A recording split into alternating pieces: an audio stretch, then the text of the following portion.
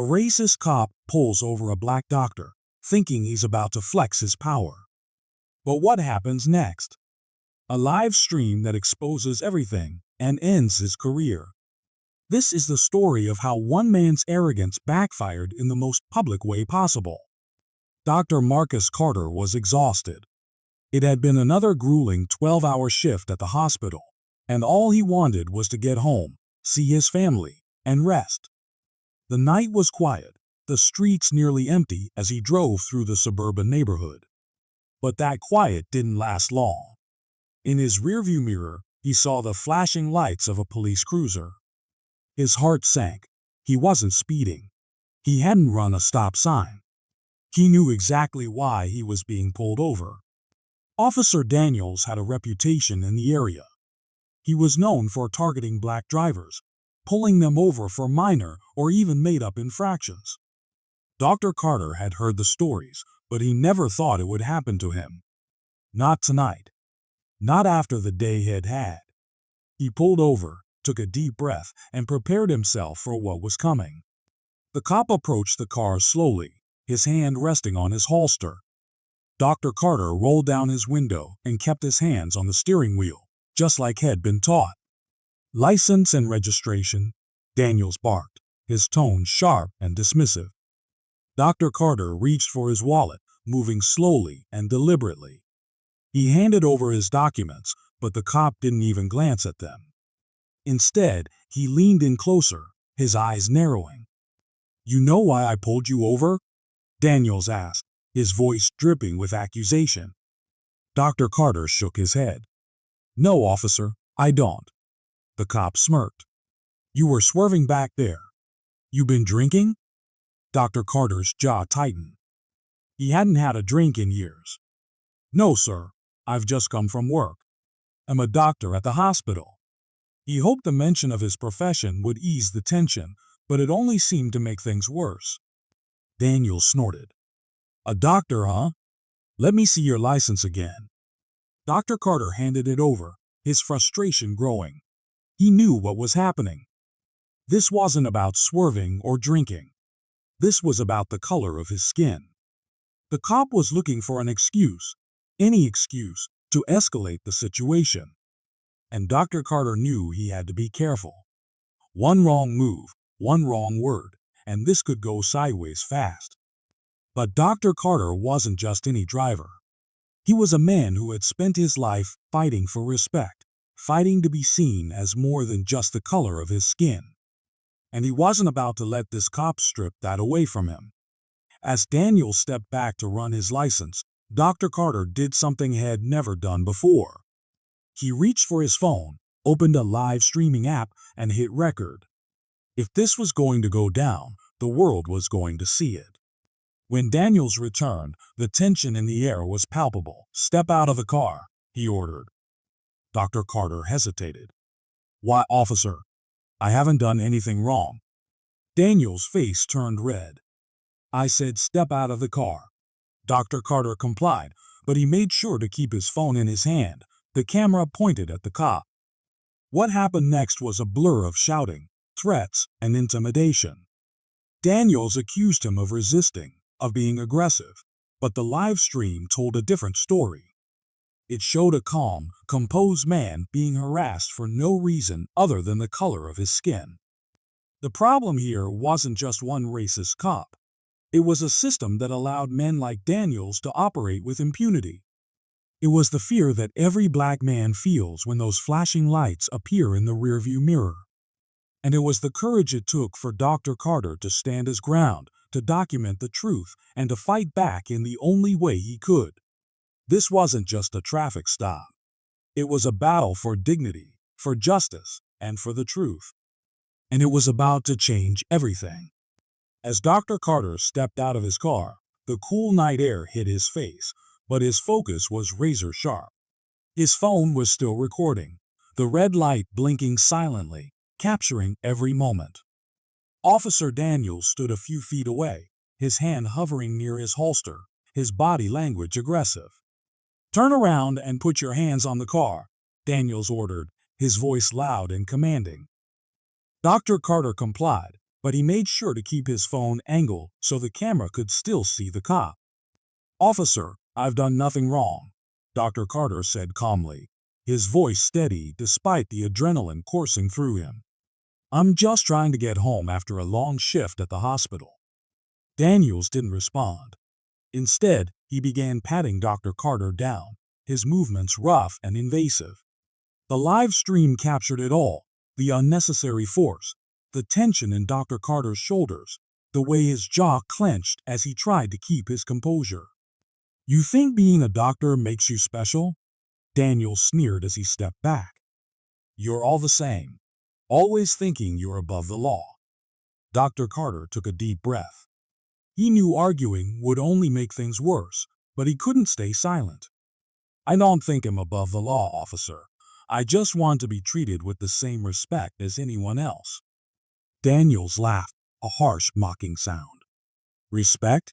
You want respect? How about you earn it?" The situation was escalating, and Dr. Carter knew he had to tread carefully. He kept his hands visible, his movements slow and deliberate. But Daniels wasn't done. "You know what? I'm taking you in. You're resisting arrest, and I'm not putting up with it." Dr. Carter's heart raced. Resisting arrest?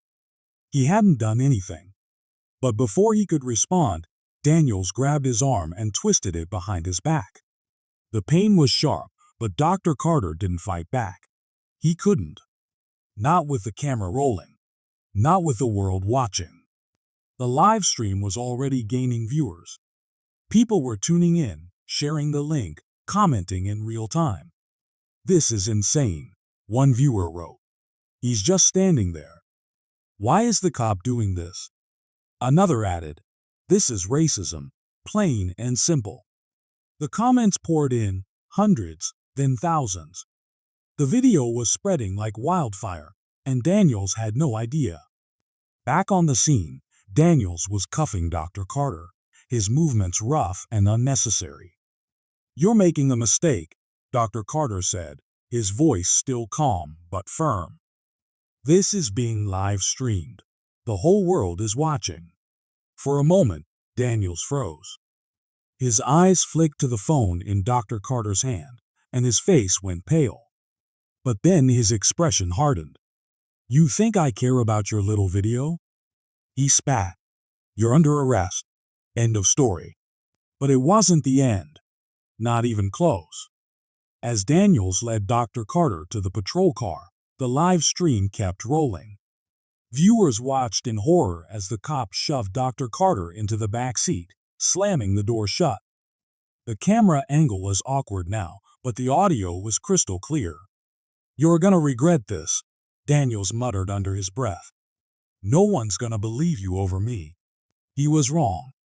By the time Daniels drove off, the video had already been shared thousands of times.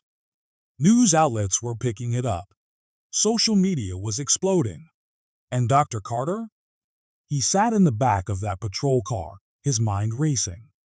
He didn't know what would happen next, but he knew one thing for sure. This wasn't just about him anymore. This was about every person who had ever been targeted because of their skin color. This was about justice. And it was only just beginning. The patrol car's interior was cold, the metal cuffs digging into Dr. Carter's wrists as Daniels drove in silence. But the real storm was happening outside the car. The live stream was still rolling, the phone now resting on the seat beside Dr. Carter, its camera angled toward the rearview mirror.